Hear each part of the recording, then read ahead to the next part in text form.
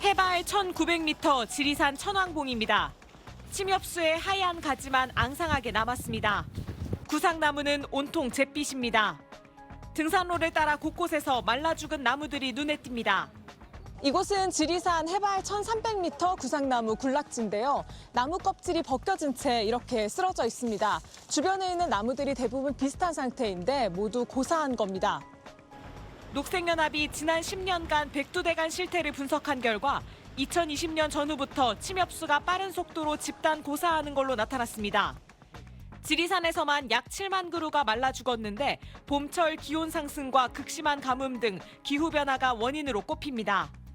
지리산 반야봉 지역 같은 경우에는 고사율이 한 70% 이상 정도로 높은 고사율을 보이고 있는데요. 봄철에 기온이 상승하고 그리고 적설이 부족한 상황을 맞이하게 되면 생육 스트레스가 누적이 되고 그러한 것들이 고사로 이어지는 양상들을 환경단체들은 구상나무를 서둘러 환경부 멸종위기종으로 지정하고 침엽수에 대한 전수조사를 실시해야 한다고 말합니다.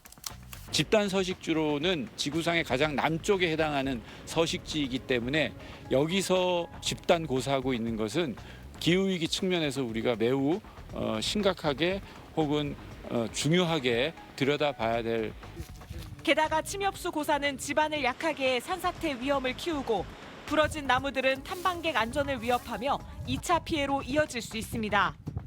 지리산, 설악산, 오대산 등 전국 산악지대에 사는 106만 그루 상록 침엽수 가운데 8% 정도는 이미 고사한 걸로 파악됩니다. SBS 홍승현입니다. 해발 1000m 이상의 한라산 고산지대입니다. 우리나라에서만 서식하는 구상나무의 군락지인데 우뚝 솟은 나무는 없고 죽거나 시들어버린 나무들 뿐입니다. 지리산도 상황은 마찬가지입니다. 회색빛으로 변해 죽어버린 나무들이 훨씬 많이 보입니다. 기후변화로 고산지대에 사는 침엽수림이 점차 사라지고 있는 겁니다. 날씨가 더워지면은 자기가 살고 있는 생육 환경이 아니기 때문에 스트레스가 증가하면 면역이 좀 약해지기 때문에 이렇게 약해진 나무는 따뜻한 환경에서 활동성이 늘어난 병원균의 공격 대상이 됩니다. 특히 5년 미만의 어린 나무들은 이런 공격에 치명적입니다. 구상나무를 포함해 국내 4개 수종을 분석한 결과 2000년대 육지 32%에서 볼 수 있었던 이들 수종이 2080년엔 불과 2%에서만 생육이 가능한 것으로 분석됐습니다.